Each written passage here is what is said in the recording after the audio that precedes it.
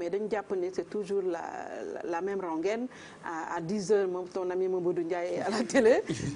léegi sax ñu bari wala xemes daw na bàyyi na ñu bari sax dañu naan wéy kii daal vraiment sonal nañu du ñu sax déglu lu muy wax. xale yi di ko TikTok boo demee voilà di TikTok ñuy dugal ay ginaar yuy dee naan un cas communautaire.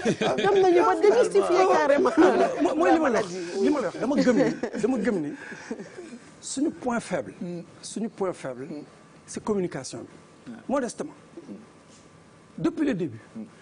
xoolal rek pendant tout ce temps-là tous les 10 heures nga def le même cérémonial. c'est le même communiqué tu ne changes que les chiffres. mais ku def communication di nga xam ne y a un problème. même télévision yu ko doon reprendre. non ñoo dem balancer non il faut changer la formule. te man dafa mel ni benn moment xaw ma ndax suivre ngeen. dafa mel ni benn moment ministère bëggoon na changer loolu. mooy li ma la wax dama leen ni est-ce que le ministère même a les mains libres. parce que annoncé nañ ne dañ koy changer après ñu bàyyi ko. est-ce que quelque part on leur a pas dit non bu leen ko changer. on a dit que c'est la présidence qui leur a demandé de maintenir d'après je les dis juste infos. que est-ce que parce que yenn yi man gars yi xam naa leen ñoo jàngandoo am na yenn yëfu cuune yoo xam ne duñ ko def. waaw non docteur mënuñu ko def. tëjum école boobu sax mu doon wax ma Kumba. non man yi muy insinuer nii. te nanguwut dugg ba ci biir moo ma xaw a jaaxal bu ma sañoon da ngay dugg ba ci biir. ñoom mënuluñ la dara. waaw mais damay wax lu ma wóor aussi. waaw mënuluñ ma dara mais damay wax lu ma wóor man loo xam ne wóoruma mënuma wax ne présidence moo leen tere wax te wóoruma. li ma wóor mooy gis naa ne ministre bëggoon na changer cette forme de communication loolu gis naa ko. la ca ginnaaw gisuma ko duma ko wax. loolu rek nga ciy am da nga ci am njortu rek. non njortuma sax gis naa ne daal annoncé woon nañ ne on va changer la formule de communication après ñu génn ci. loolu kay sa xel da lay dawal ne bon xëy na nit ku nekk am nga chef fii. mais yow li ngay wax nii ne parce que ci conseil national bi ñoom du ñu solliciter say avis wala ñu boole la ci. man bokkuma ci conseil national bi bokkuma ci. non ndax lan woowuñ la. ah non mais loolu man bul ma ko laaj. mais bu ñu la woon di nga dem. bañ a dem man Sénégalais la. mais est-ce que li ngay def également approche scientifique nangu na ko. c'est-à-dire. parce que dañuy wax ni souvent xam nga dañu lay dégg rajo yi dañu lay ubbil parole yaa ngi wax say idée ak yooyu mais dañu doon wax ne li gënoon mooy xëy na jàkkaarloog say collègues scientifiques autour d'une table discuter ci yu bëree bëri mais xëy na tey ji am na parole yoo xam ne boo ko yëkkatee dina am benn technicité boo xamante ni askan wi duñ ko comprendre man ma bëggoon wax lan mooy sa relation ak say collègues scientifiques da ngeen dul waxtaan dañ la dul déglu approche bi ngay def nii di yëkkati ay kàddu ci rajo yi di wax approche scientifique la wala. da nga bëgg ma noppi. mukk ci àdduna. yéen a may wax la de. mukk ci àdduna ça fait 2 mois. te 2 mois journaliste bu ma woo ma leen waxuma ba finalement ma am kersa parce que man j'ai une longue relation avec les journalistes bi ma nekkee directeur de programme fu ma leen woo ñu wuyu ma. xam nga am sa naataango saa yi boo ko wooyee mu wuyu la te moom bu la soxlaa nga di ko gàntul day dem ba def kersa. mais laajal sa gars yi xam naa ñu bëri mere nañ ma parce que ku ma wax ma leen du ma wax. même sama première prise de parole en public boobu dama jóge États-Unis jàpp sama njàmbur. ñi ma wax loolu du ma ko wax mais on a insisté na ma grand il faut nga wax. muy Alassane Samba Diop. non du ma tudd kenn mais am na ñoo xam ne dimbal wax nañ ma daal ne ma non il faut que tu parles parce que yaakaar nañu sax dina am njëriñ. parce que man. bokk naa ci benn task force boo xam ne dañ doon bind ay fiches di ko yónnee ministère mais on n'a jamais eu de réponse dañ doon def ay fiches di ko bind ministère di leen yónnee fiche kenn mësuñu tontu task force boobu ma génn ci task force bi ma demee nag ba xool ne dëkk bi xëy na bu ma waxulee dina dem ci mbëkk miir rek ci nga wax ma ne nag am na yoo xam ne nag boo ko defee nekk jullit boo dee ëllëg suñu borom dana la laaj lu tax nga xamoon mën a waxoo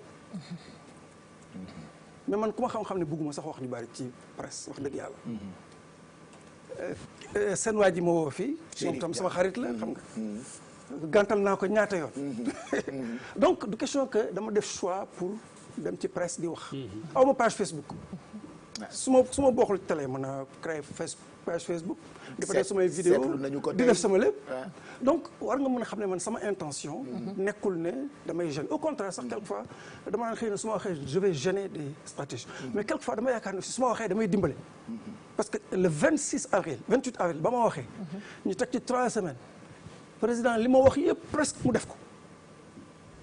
bokk na tamit ak population bi defoon tamit. ba tey askan wi dans seen tous les soulèvement cas bi moom populaire. moo déclenché population bi. Ba parce tey. que mooy kàngam bi ci njëkk a wax nit ñi di ko waaw. partagé di partagé di waaw, ba partagé. tey. Ba tey. ñu ni kii comme xam na ci li yoroon programme national ba pare waaw. waxee ko nii moo gën a ñemeloo nit ñi. voilà léeg-léeg da ngay dimbale gars yi malgré eux. léeg-léeg malgré eux même bu ñu yaakaaree ne yow da nga leen di attaqué wala li ngay def c'est pas fair da nga koy def malgré eux bés dina ñëw dinañ xam ne yow da nga leen a dimbale. man kay li indi fantasiro gi laa xamul. mais fantasiro amul. lu waral. kon fantasiro musul am man ñu nekk ministère ñi sumay xarit lañu damay waxtaan ak ñoom amul benn fantasiro. mais duñ la may nopp. duñ ma. mais duñ la may non nopp. mais nopp bi ngay wax. anam man li ma wax yëpp def nañ ko nga ne ma duñ ma may nopp. non bind gi bi nga digg ngay bind ci task force gi te tortuwuñ la. c'est un mais manque de respect. non kàngam bu day ni yow. non c'est pas un manque de respect il faut comprendre man dama liggéey ministère am na niveau de pression yoo xam ne boo fa toll. di nga am ay 2000 emails doo ko lire. man du ma leen sikk xam naa leen boobu dee duñ la lire. kon kay waroon a bàyyi. non dama lay expliquer ne rek du ma leen sikk bu ñu ma tontuwul parce que mën naa imaginer niveau de pression yi ñu mais nekk. ku la tontul doo ko bindaat quand même. non soxlawul ngay bind duñ ko lire da ngay ñëw comme c'est une maladie à gestion communautaire nga joxe sa point de vue ñu jot ci. ci place suñ ci mën non place publique parce que c'est une maladie boo xam ne c'est une gestion communautaire tout est sur la place publique y a rien de secret mais dévoilé wu ma benn secret boo xoolee samay wax it amul benn secret bu ma dévoilé damay wax et puis man jëluma décision jëluma décision wax benn point de vue rek su dee mënee dimbale gars yi mais li gënoon a yomb xam nga mooy lan jàpp sama njàmbur noo def. ne kenn boolewu ma tëdd non tëdd sama kër di naan sama café ñu bëri ni ñuy def léeg-léeg nit woo ma ne ma mais booy wax nga dëgg nekk ka nga am ci kii bi ci santé. ñu ci bëri woo ma félicité ma te duñu wax ñoom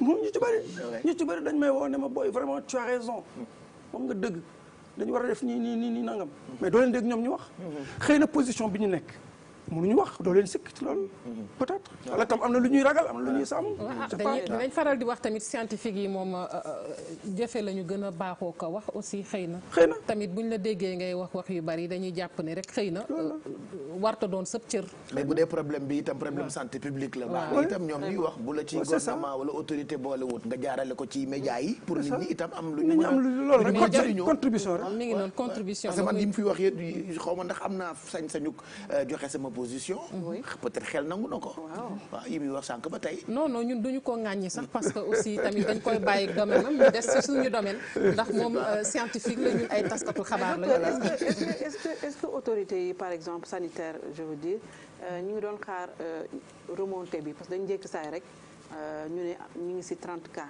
wàcc na on a connu vraiment une tendance baissière boo xamante ne jaaxaloon na ñu bari dafa jékki saay commencé di yéeg jékki saay wàcc drastiquement ba ñu sax commencé enlever les CTE et autres ñu ngi koy commencé encore di defaraat di recommencer waat à zéro est-ce que cela veut dire que autorités sanitaires yi jëluñu woon les dispositions qu'il fallait wala xaaruñu woon une autre remontée non loolu man loolu xaw ma ci dara xaw ma ndax ils s'attendaient ou non donc peut-être foog nga laaj leen ko ñoom pour ñu mën la wax mais li ma mën a wax mooy ne virus bi lu ci bari xamuñu ko ci virus Covid-19 bi ñun ñu bari ñu ngi ciy wax da ngay wax selon ton expérience. Moi j'ai 25 ans d'expérience de santé publique. Niveau district ba niveau international j'ai fait une 50aine de pays yoo xam ne sama liggéey moom fa yóbbu. du tourisme donc su may wax.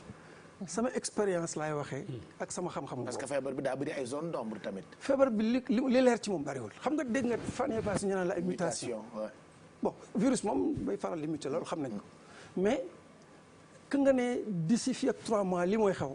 man mënu ma ko wax. on peut pas faire de la météorologie en santé publique. on doit toujours être en état d'alerte. mais ils étaient en état d'alerte man maa ngi dégg ministre bi mu naan bon ñun booy xool. on élabore toujours le scénario le plus pessimiste c'est positif parce que koo xam ne moom il a toujours un scénario pessimiste xëy na lu koy bett du bari. mais docteur ñoom par exemple boo xoolee seen stratégie yëpp du début à la fin yow ci wàllu communication rek nga leen mën a critiquer. la majorité. parce que affaire fajum feebar bi ñaari pàcc la le volet curatif et le volet préventif communication yi yëpp ci volet préventif bi lay dugg. mais sooy xool premier volet bi le volet curatif wax dëgg yàlla nit ñi ñu ngi am corona mais ñu ngi leen di faj ñuy wër. waaye ñi leen di faj di wër ñooñu waruñu leen di sargal. di wax nit ñi ne leen corona nit ñi ñu ngi koy am mais ñu ngi leen di faj ci réew mi ñuy wër. ak un protocole. boo xam ne professeur Seydi équipe ñoo ko def. loolu on le dit pas assez. nit ñi ñu ngi am corona mais ñu ngi leen di faj ñu ngi wér. ñi nga xam ne ñoom lay faat dégg naa keroog docteur Bousso mu ne booy seetlu ñi ëpp ci ñoom du ñu def sax 24 heures ci structure de santé bi maanaam dañuy toog seen kër ba feebar bi ëpp leen doole ñu doog a ñëw. xam nga kooku sauvé ko day metti mais yow problème boo ko xamee léegi saafara ko day yomb. donc foofu lan la ñu war a wax dañu war a mettre en œuvre des stratégies communautaires pour aller détecter ces potentiels cas graves et les référer très tôt.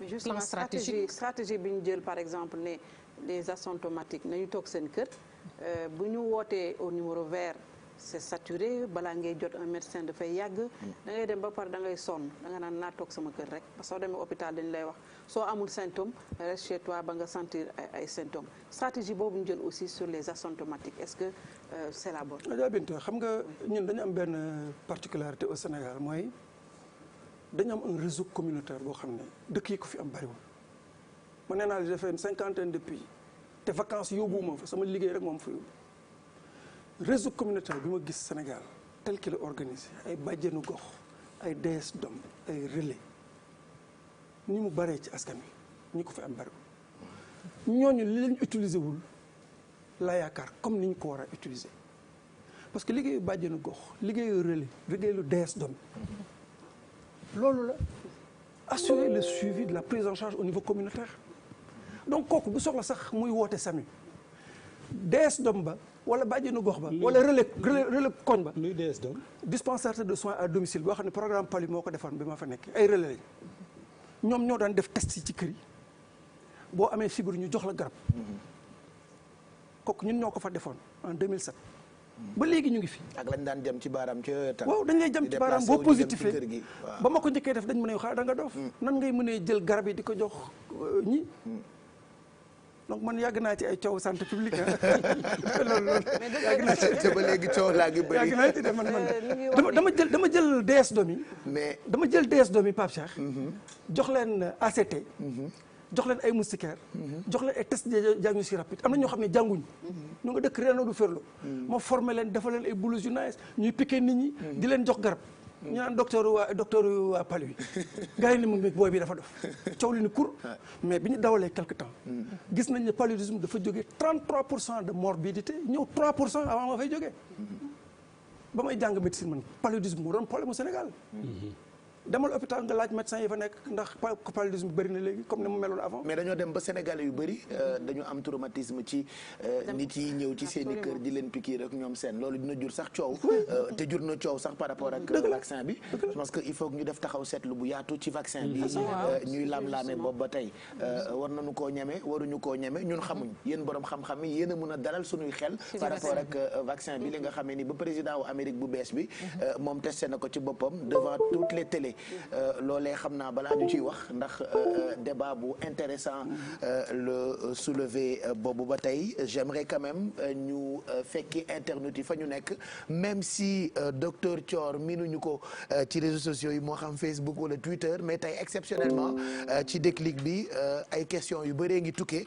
ci hashtag bi di déclic TFM n'est-ce pas Merry Beye Diouf. Effectivement, même si il n'est pas très présent sur les réseaux sociaux comme ni nga ko waxee en tout cas le débat est très intéressant te ñu bëre ñu ngi daal di def ay propositions mais aussi di poser ay questions am na sax ñu ne est-ce que waruñu ko moom nommer ministre de la santé loolu on laisse ça à l'appréciation du président mais en tout cas sur la plateforme YouTube il y a en tout cas mu ngi convaincre daal waaw mi ngi convaincre ndànk daal voilà en tout cas ki nga xamante ne sur la plateforme YouTube YouTube moom mi ngi ne il est actuellement en France donc moom mbirum vaccin bi ngeen daanele moom foofu la jógee nee na dafa bëggoon xam ce que le docteur Choi pense du vaccin Pfizer étant donné que ñoom dañ leen bëgg a vacciner foofu ca France donc boobu mooy première question bi nga xamante ne nii moom la internet woo xam naa kii moom France la nekk donc moom la posé sur YouTube bu ñu jógee foofu ñu daal di dugg ci li nga xamante ne moo di Facebook nag kii di Dani bu Serigne Saliou nee na est-ce que immunité collective mën nañu protéger et pour combien de temps les personnes qui ont déjà eu la Covid-19 sont immunisées maanaam ki ñi jot a am Covid-19 ba pare ñaata temps la ñu immuniser balaa ñu koy amaat. je pense que mën na ko defal réponse rapide. waaw bu ko defee vaccin bi ñu garder ko ci waxtaan bi. parce que Sénégalais yëpp a ngi xaar xalaatam ci vaccin bi. delloowatal ak question boobu mu def ci réponse rapide balaa ngay dem ci beneen question docteur. waaw Dani mu sëñ Saliou maa ngi koy remercier bu baax ci question alors immunité collective mën nañu protéger buñ ca yeggee. parce que immunité collective damay dégg nit ñi di wax waaye du suñu stratégie immunité collective du stratégie. immunité collective c'est un état épidémiologique boo xam ne une population da ciy nekk. mais Macoumba wax na ko léegi ñi ko tenté ñëpp ci dëkk yi ça n'a pas marché. loolu lay expliqué ñoom dañoo Hollande jéemoon nañu ko def ba léegi finalement def nañu comme ñëpp def confinement tëj ay frontières. le terme immunité collective c'est pas une stratégie. D'accord. loolu laa la bëgg expliquer. immunité collective en tant que telle du stratégie. c'est un état boo xam ne une population après avoir été exposée au virus dañuy développer ay anticorps anticorps yooyu ñoom ñooy protéger même les groupes vulnérables loolu mooy immunité collective donc du ab stratégie gis nga tey boo bëggul sax bu la yàlla desoon da lay may immunité collective da la koy may du loo xam ne da ngay dem ne bëgguma ko parce que si 80% des populations développent des anticorps soit directement soit par le biais des infections croisées ñu amee anticorps yoo xam ne c'est efficace contre le virus mën na arrêter progression bi. maintenant li ñu xamul ci coronavirus mooy immunité bi combien de temps lay durer. on ne le sait pas. ñu déggoon ci bitim réew ne dañ koo amoon amaat ko nag wala loolu amul. waaw mais man liir naa foo xam ne tam dañoo juumoon parce que c'était des tests qui n'étaient pas fiables. Finalement comme loolu tam dégg naa ko. Merci pour cette réponse. Donc toujours sur Facebook kii di Dalouche Abdel moom nee na en tant que professionnel de la santé est-ce que mus nañ la consulter ministre ou le président de la République afin de définir une stratégie globale de lutte contre le Covid-19 ou pour définir une démarche de communication plus appropriée dans ce contexte sénégalais. Oui ou non rek la ñuy xaar comme réponse. man xam nga consultant la man. waaw ma joxee liggéey léegi ma def ko man. consultant la donc amoo problème boobu mais man sénégalais la soxlawuma di xaar président wala ministre bi ñu may woo pour ma bind leen man def naa note jox ko président.